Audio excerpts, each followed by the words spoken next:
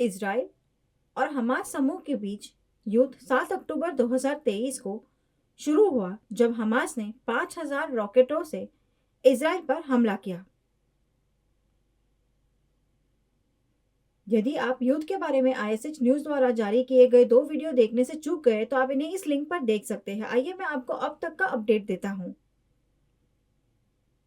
Israel और Hamas के बीच आज भी जंग जारी है। कथित तौर पर युद्ध के परिणाम स्वरूप अब तक लगभग 1500 इजरायली और 3,000 से अधिक फिलिस्तीनी मारे गए हैं। हालांकि सटीक संख्या ज्ञात नहीं है।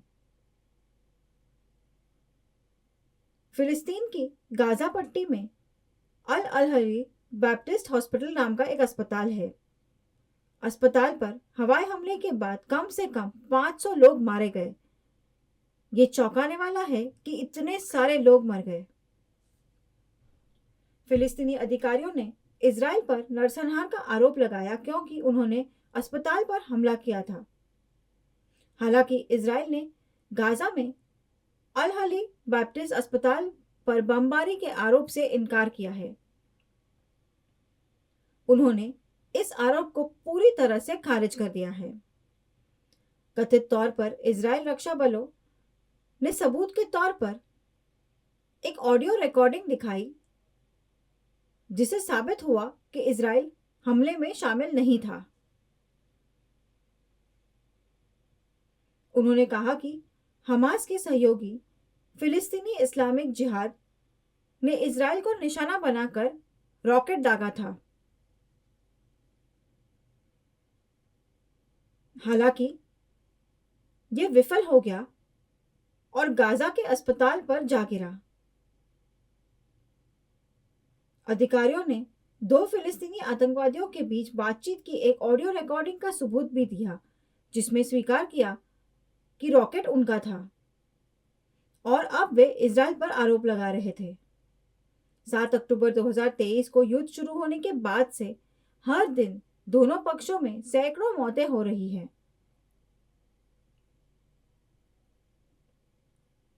17 अक्टूबर 2023 को अस्पताल पर हुए हवाई हमले में कथित तौर पर लगभग 500 लोग मारे गए, जो एक दिन में मरने वालों की सबसे अधिक संख्या है। अमेरिका के राष्ट्रपति जो बाइडेन 18 अक्टूबर 2023 को इजराइल के साथ एकजुटता व्यक्त करने के लिए इजराइल के सबसे बड़े शहर तेल अवीव पहुंचे। उन्होंने फिलिस्तीन, मिस्र और जॉर्डन के नेताओं के साथ भी चर्चा करने की योजना बनाई थी।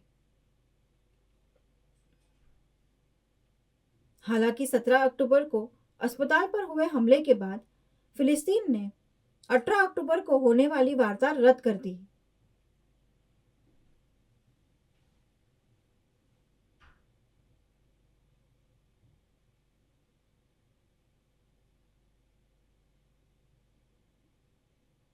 गाजा पट्टी के उत्तरी और दक्षिण भाग है।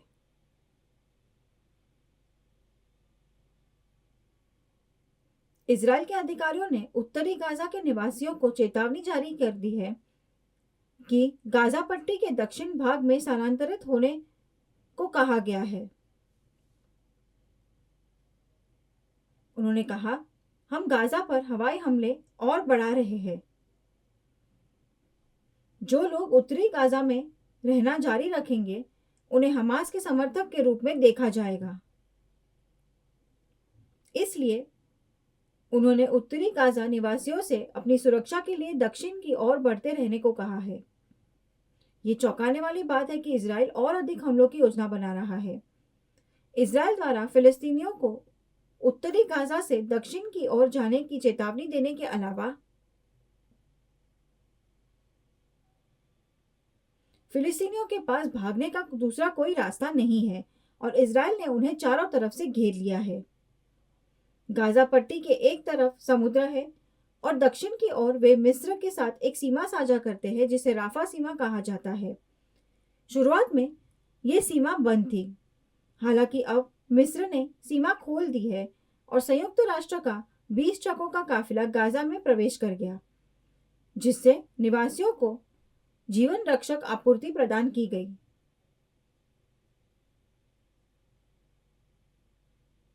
प्रधानमंत्री नरेंद्र मोदी ने फिलिस्तीनी राष्ट्रपति मोहम्मद अब्बास के साथ टेलीफोन पर बातचीत की, जिसमें उन्होंने उन्हें आश्वासन दिया कि भारत फिलिस्तीनियों को मानवीय सहायता प्रदान करता रहेगा। बातचीत के बाद भारत ने युद्ध प्रभावित फिलिस्तीन को 6.5 टन मेडिकल सहायता भेजी। भारत ने फिलिस्तीन को 32 टन आपदा राहत सामग्री भी भेजी है।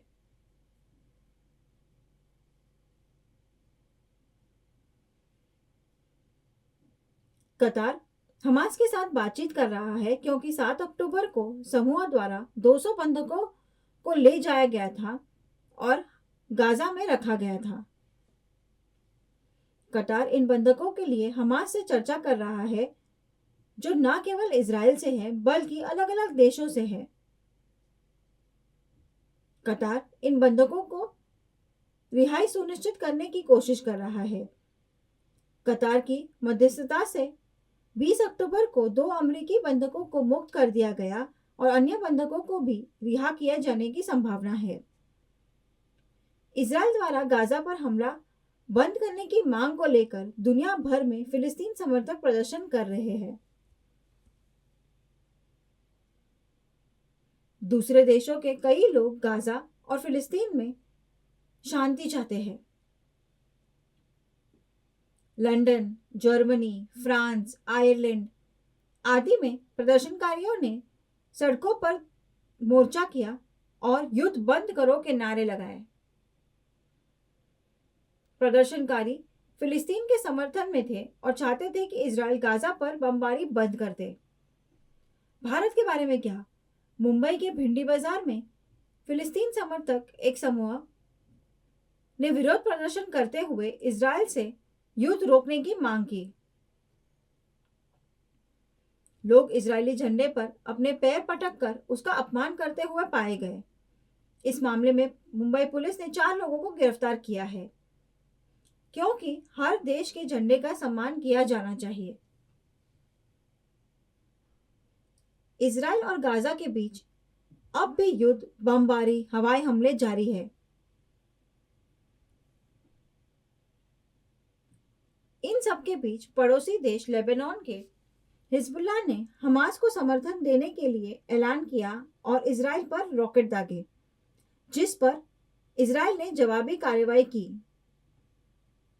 हालांकि बताया जा रहा है कि अमेरिका ने इजराइल से आग्रह किया है कि वह हिजबुल्लाह के साथ युद्ध शुरू ना करे और इस वक्त हमास पर ध्यान दे। इजराइल में काम करने वाले कई भारतीय युद्ध के बीच वहां फंसे हुए हैं। भारत अब तक करीब 1200 भारतीयों को इजराइल से निकाल चुका है। भारतीयों के अलावा हमने 18 नेपालियों को भी निकाला।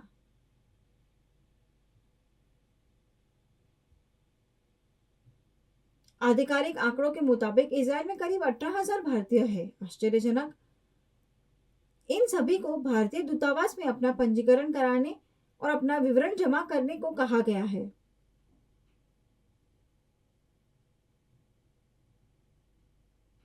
ताकि उन्हें सुरक्षित वापस लाने के लिए अधिक निकासी उड़ानों की व्यवस्था की जा सके।